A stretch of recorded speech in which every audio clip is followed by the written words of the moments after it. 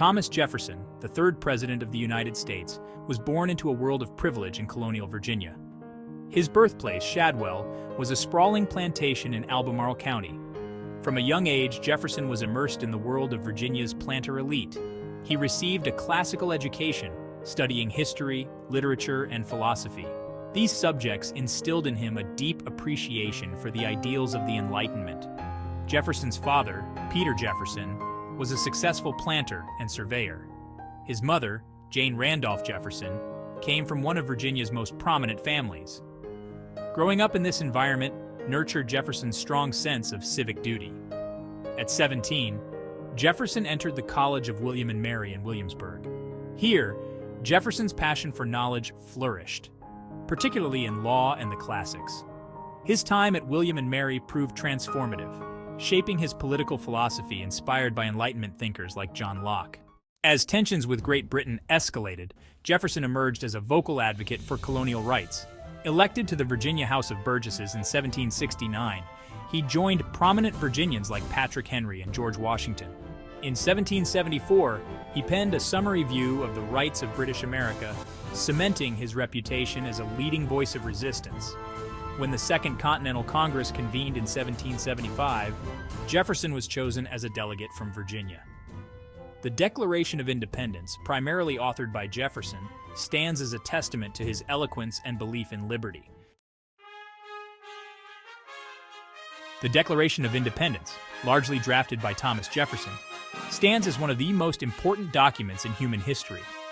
This powerful document proclaimed the right of the American colonies to break free from British rule and establish their own independent nation. Jefferson's words resonated far beyond the halls of the Continental Congress, inspiring revolutionaries and reformers worldwide. The Declaration begins with a bold statement: "We hold these truths to be self-evident, that all men are created equal." These words have become synonymous with the American ideal of equality and individual freedom. The document enumerates grievances against King George III and the British government, meticulously documenting the injustices suffered by the colonies. Jefferson argued that the British government had violated the fundamental rights of the colonists. The Declaration concludes with a powerful assertion of the colonies' right to self-determination. With these words, a new nation was born. Following the signing of the Declaration of Independence, Thomas Jefferson returned to Virginia. He played a pivotal role in shaping the government of the newly independent state.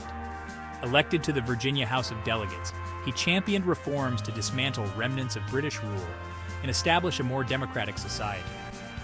Jefferson was the driving force behind the Virginia Statute for Religious Freedom, passed in 1786, guaranteeing freedom of religion to all Virginians. This legislation served as a model for the First Amendment to the United States Constitution.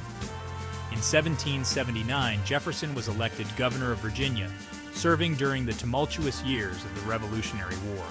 As governor, he faced the daunting task of mobilizing Virginia's resources to support the Continental Army.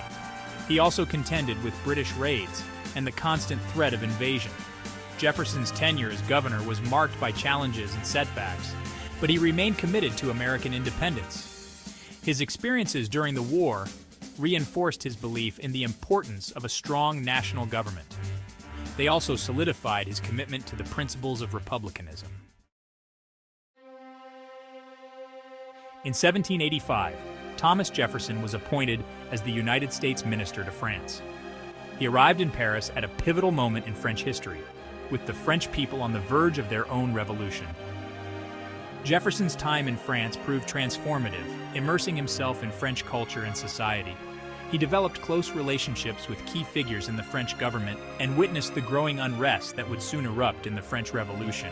Jefferson worked tirelessly to strengthen diplomatic ties between the United States and France. He played a critical role in negotiating treaties that secured commercial rights for American ships and bolstered the fledgling American economy. Jefferson's time in Paris also allowed him to indulge his passion for architecture, drawing inspiration from classical and Renaissance buildings. These influences would later be seen in his designs, most notably Monticello. Upon his return to the United States in 1789, Thomas Jefferson was appointed as the first Secretary of State by President George Washington. In this role, Jefferson played a pivotal role in shaping the domestic and foreign policies of the newly formed nation. As Secretary of State, Jefferson faced challenges as the young nation grappled with its identity on the world stage. He advocated for a foreign policy of neutrality, believing the United States should avoid entangling alliances with European powers. Jefferson also argued for a strict interpretation of the Constitution, favoring limited government and states' rights. His tenure was marked by increasing partisan divisions, clashing frequently with Alexander Hamilton, the Secretary of the Treasury. These disagreements laid the groundwork for the two-party system that would come to characterize American politics. Jefferson's influence as Secretary of State helped shape the nation's course during its formative years. The Louisiana Purchase of 1803 stands as one of the most significant achievements of Thomas Jefferson's presidency. This monumental land deal doubled the size of the United States and opened up vast new territories for exploration and settlement. The purchase encompassed land from the Mississippi River to the Rocky Mountains, stretching from the Gulf of Mexico to the Canadian border. The opportunity to acquire the Louisiana Territory arose unexpectedly when Napoleon Bonaparte offered to sell it to the United States. Jefferson, though initially hesitant due to his belief in a strict interpretation of the Constitution, recognized the strategic and economic importance of the purchase. The Louisiana Purchase faced opposition from Federalists in Congress, but Jefferson prevailed. The Senate ratified the treaty with France, securing the Louisiana Territory for the United States. The purchase fueled westward expansion, spurred economic growth, and strengthened the United States' position as a world power.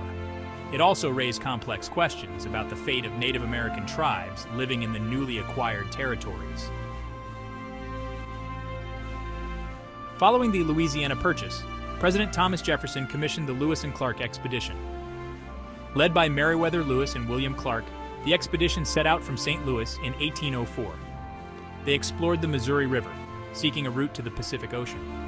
They established relations with native tribes and studied the region's flora and fauna. The expedition faced incredible hardships, including treacherous rapids and harsh weather. Sacagawea, a Shoshone woman, served as their interpreter and guide. After over 2 years, they reached the Pacific Ocean in November 1805. The expedition returned to St. Louis in 1806, greeted as heroes. The Embargo Act of 1808, passed during Jefferson's second term, is one of the most controversial chapters in his presidency. It prohibited American ships from trading with foreign ports, aiming to pressure Britain and France. The embargo devastated the American economy, halting international trade. It sparked widespread protests, especially in New England. Facing economic crisis, Jefferson repealed the act in 1809, just before leaving office. After retiring from public life, Thomas Jefferson devoted his later years to founding the University of Virginia.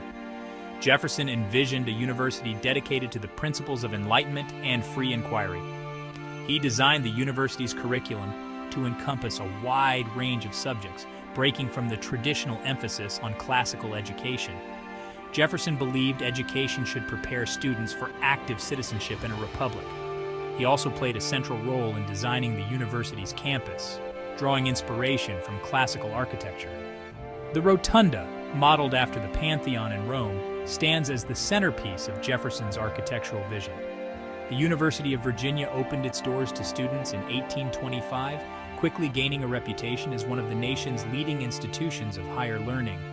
Jefferson's vision of a university dedicated to the pursuit of knowledge and the advancement of human understanding continues to inspire generations of students and scholars. Thomas Jefferson's legacy is complex and contradictory.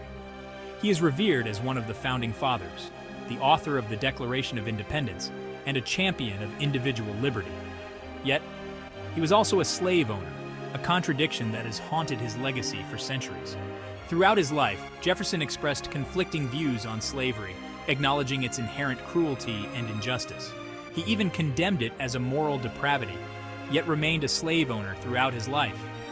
Jefferson profited from the labor of enslaved people at Monticello. He grappled with the issue of slavery, but ultimately failed to take decisive action to dismantle the institution. He proposed various plans for gradual emancipation and colonization, but these ideas never gained widespread support. The contradiction between Jefferson's words and actions continues to spark debate and controversy.